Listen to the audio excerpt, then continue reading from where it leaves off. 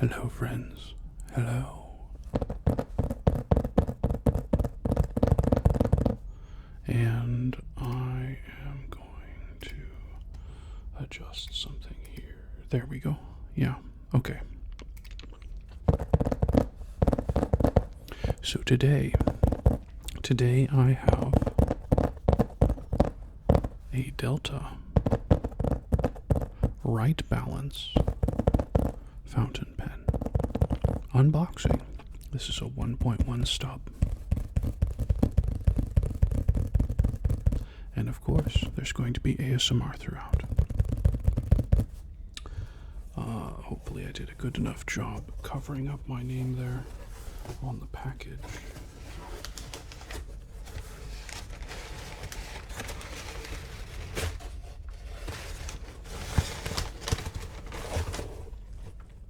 Now this is from Pen Savings. I am not sponsored. I bought it from, I guess, Chris, and it was on eBay. So I bought it new on eBay from Pen Savings.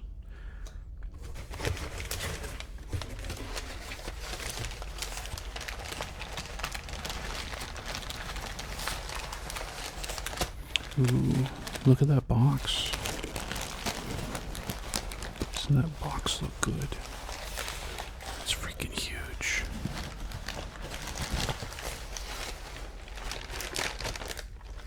Now, I just did an ASMR video with some of this paper packing, so there will also be a short on this channel. Now we've got Hollow Box.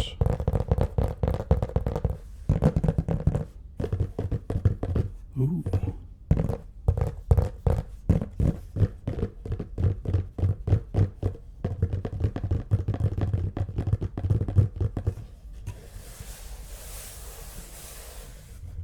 Enough of the outer box. Let's. Whoa. It's a little bit stuck. My goodness, this is massive.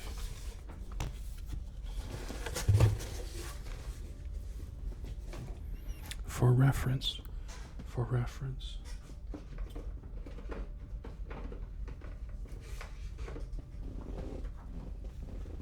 we have a Monteverde pen box.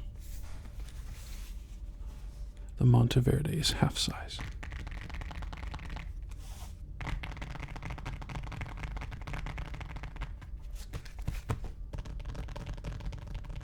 And very plush on the outside. This is a cover with something that slides out.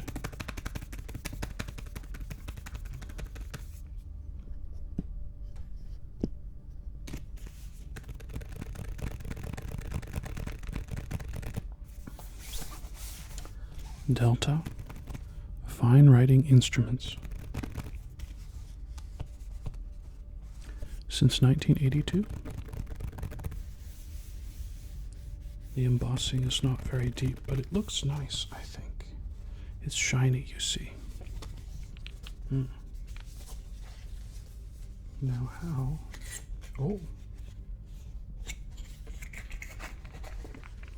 Delta is an Italian pen manufacturer, and I've started noticing a trend among the Italian manufacturers that are, at the very least, still in Italy. Is they tend to go above and beyond on the on the looks of their pens, on the luxury aspects. For example, the double size pen box. I did not know it was going to be this big.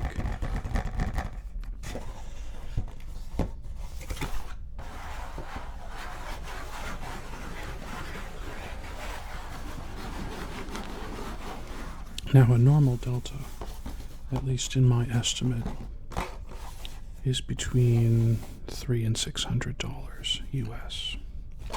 But this particular Delta, I guess, was one of their lower end models. It was like maybe $115. May have been on discount too. Like, I don't recall. I visited Delta's website looking at some of their other stuff, and I don't recall seeing the right balance. So named right balance because it's got a weight. My goodness, I'm out of focus here. Hello? Really, there's no reason for it to be changing focus like this because it's all down here. Anyway.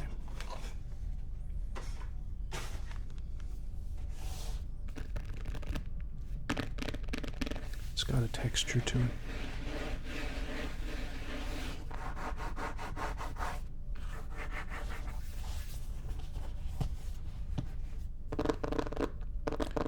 Much stiffer on the bottom.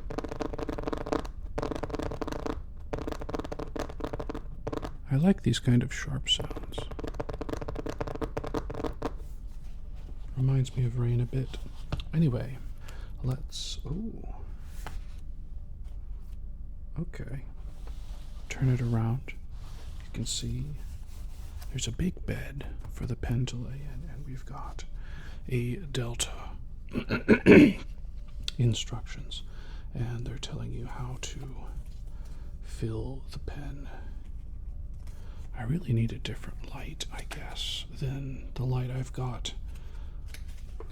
Yeah, this is just different ways to fill different versions of their pens. And I'm kind of hoping that this is not a cartridge converter pen. I'm hoping it has an integrated piston, but I guess we'll see. We'll see. Set that to the side there. Oh. It comes up and it's pinched with something harder underneath, so as to keep it very, very firm. It's actually a bit difficult to... Oh, it's gorgeous. It's a bit difficult to get out of there. Let me feel around. Okay, so everything underneath this is glued. Very interesting. Very, very large case. Like it's a, yeah, there's a little plastic gripper in there, right here, that was holding on to the pen. I think I like the bottom of this better. Yeah. Anyway.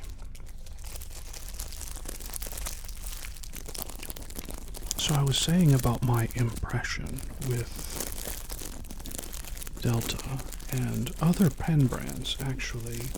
Leonardo Officina does this as well.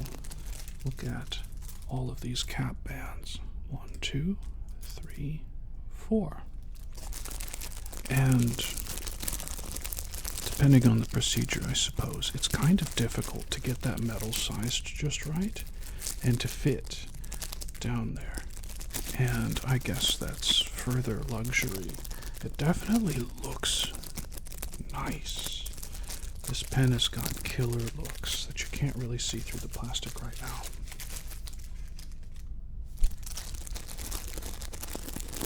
And I have, again, a short and a video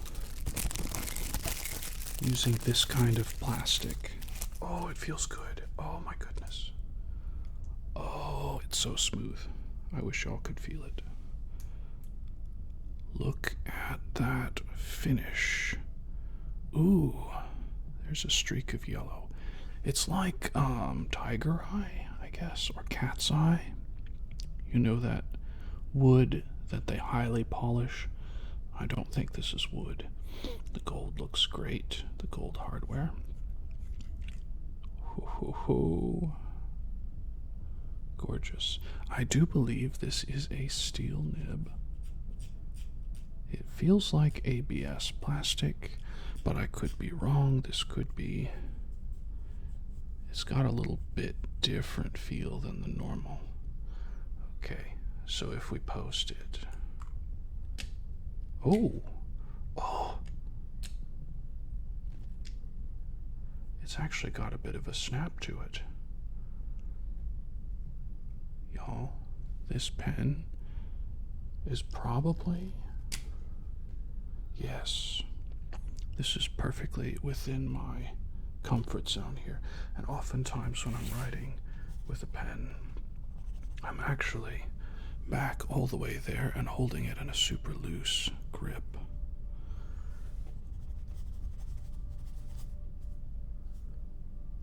Yo, the finish is very three-dimensional and looks like wood grain, which I adore. I love wood grain. And actually, you can't see it, but under this, it's a cheapo desk, but it's got some wood grain to it, and the wood grain looks great despite its cheapness. Let's see. Ooh, that's really stuck on there, or it's friction fit. Oh, yeah, it's a cartridge converter. Okay. Not terribly disappointed, because if it was a piston, that's probably where their $600 pens are coming from, is their pistons, and the pistons are more expensive or something. Let's see if this is an unscrew version, and it is. It's got an international size output on it, we'll say, but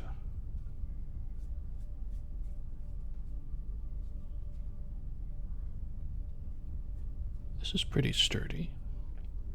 So, yeah, I can actually see a bit through right here. This lighter color that you see the stripes on is semi-transparent, and the rest of it is not. So let's slip that in again. Okay.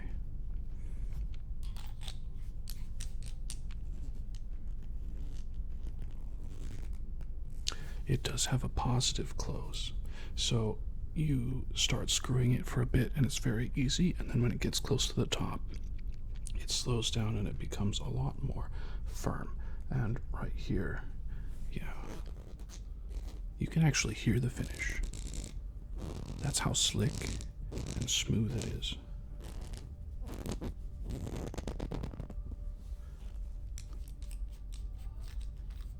Yeah, delightful. You can see the 3D nature a little bit there. This is very, very forest green. And I'm a little shocked, actually. You can see there's a golden swirl, almost a sand color inside. And I'm sure this is not actual gold plating. It's probably like brass or some alloy that looks kind of like it, but you can actually see the shadow of my finger against the lighter sections here. So it is not all the way semi-transparent. Like, I'm pretty sure if I were to hold this up to the light, yeah, I can't see through to see the ink level. I wish I could, but that's for a different time. Now, this is the 1.1 stub. You can kind of sort of see it's got a flat tip to it. My skin is too reflective. I need a dark surface. Yeah. So you can see the flatness there. We're going to give it a charge up, and let me pull this. There it is. We are going to fill it with Sherwood green, which is also a deep and dark green. It is not making much noise, unfortunately. Okay. I thought to myself just now I should get something to put underneath, not realizing that I have my garbage mouse pad here and my pen, faux leather or real leather, I don't know which. I have the pen mat that was designed for getting ink off pretty easy. Okay, so let's screw that down. I'm not going to be filling a whole lot. See, yeah, I gotta get up to the grip, unfortunately.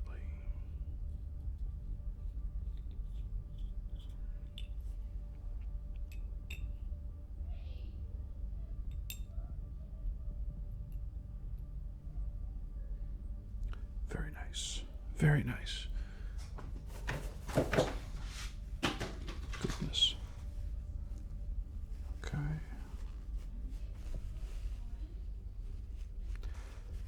Sorry if you hear some people. I've got ambience, but I'm not sure the ambience is enough. There's not much I can do about vocal noises. Okay, so now we've got our green pen filled with a dark green ink. There's actually enough air in there now to make some noise.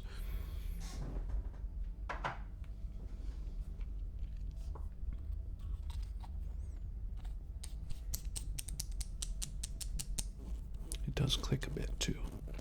Now, I have been looking at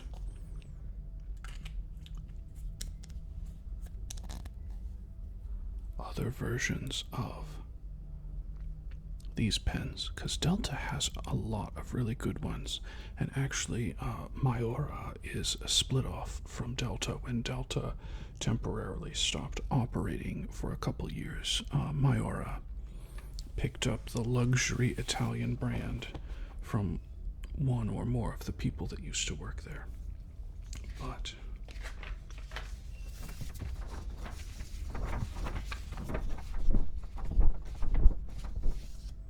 I have some spare paper here. We're going to try it out. And the funny thing is, this is a right balance, but oh, there it is. It's a trapdoor in the back. Oh. Okay. That's the weight.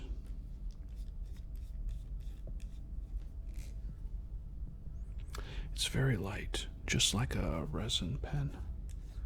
Let's try it with the weight back in there. I think it was. That's why it's clicking, because it's got a little brass weight in there. The weight just, it just sits in the bottom of the cap. Like so. Interesting. Now let's try that. I actually like that feeling better because it's balanced with the weight in the front and the back. Let's try it.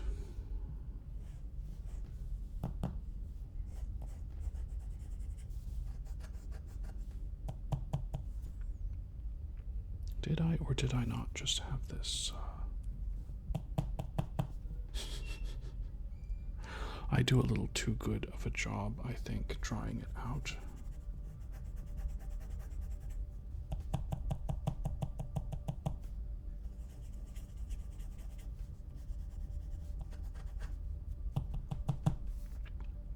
I do this multiple times and then I regret.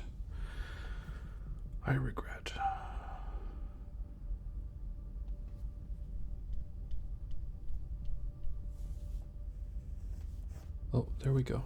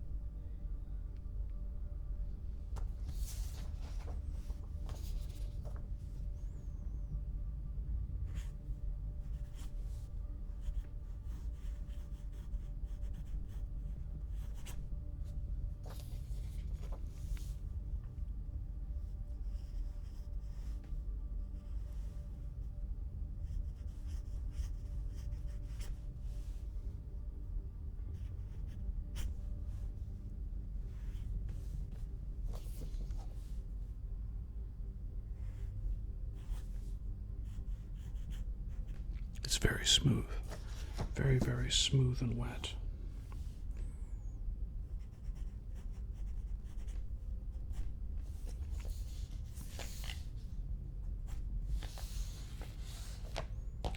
Part of that feeling, I'm sure, is this softer matte.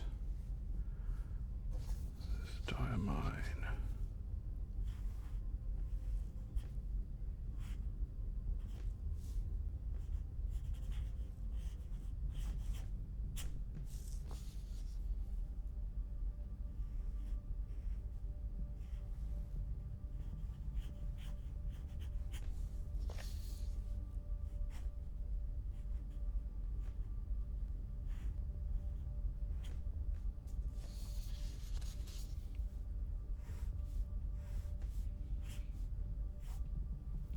Ooh, smooth.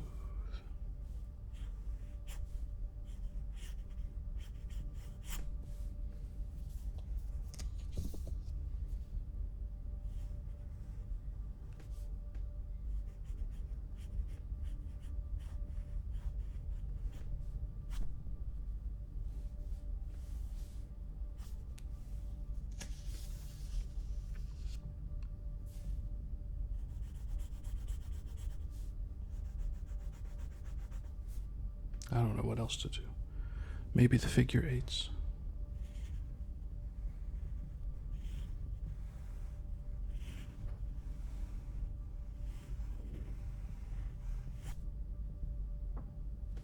Yeah. Very, very obviously a stub.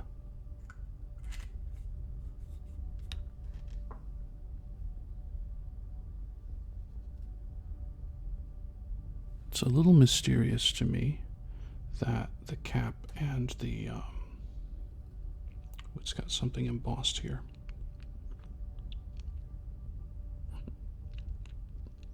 The cap and the pen don't match up. That's a little weird to me. Like they were made out of two different pieces.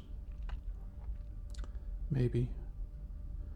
Yeah, I think this yellow is not present.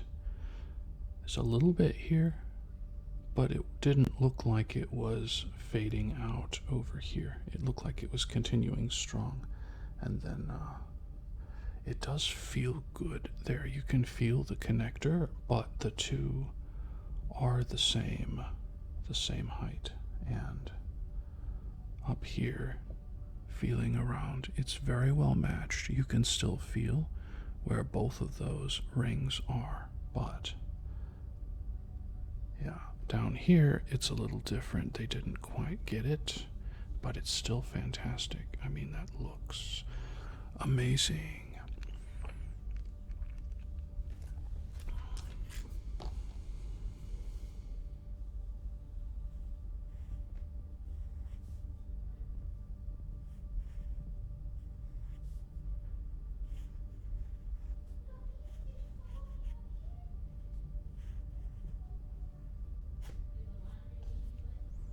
I'm going to compare it real quick with a 1.5.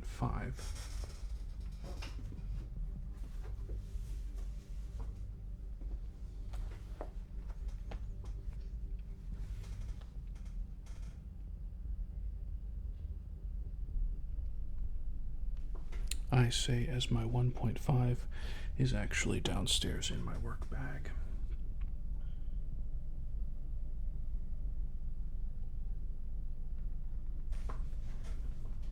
I do have another 1.1. Now this is funny.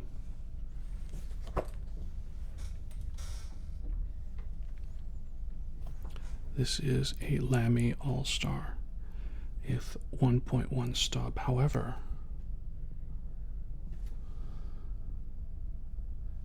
I don't know if you're going to be able to see it. It's so shiny and reflective. I actually reground this nib because it wasn't sharp enough. It was very rounded, very user-friendly, and it just looked like another broad nib, but it didn't feel as good.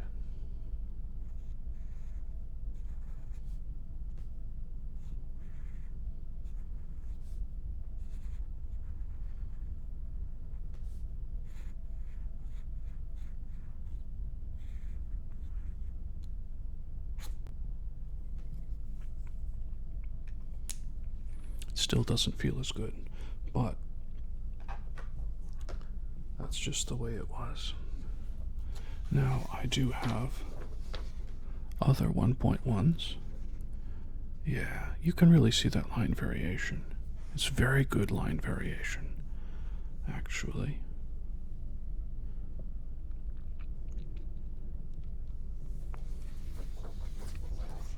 And I always want to, with these diamines, I want to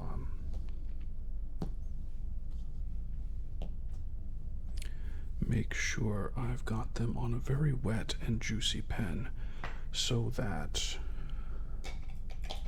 we get more of the flavor of it, because especially the forest green, it's not very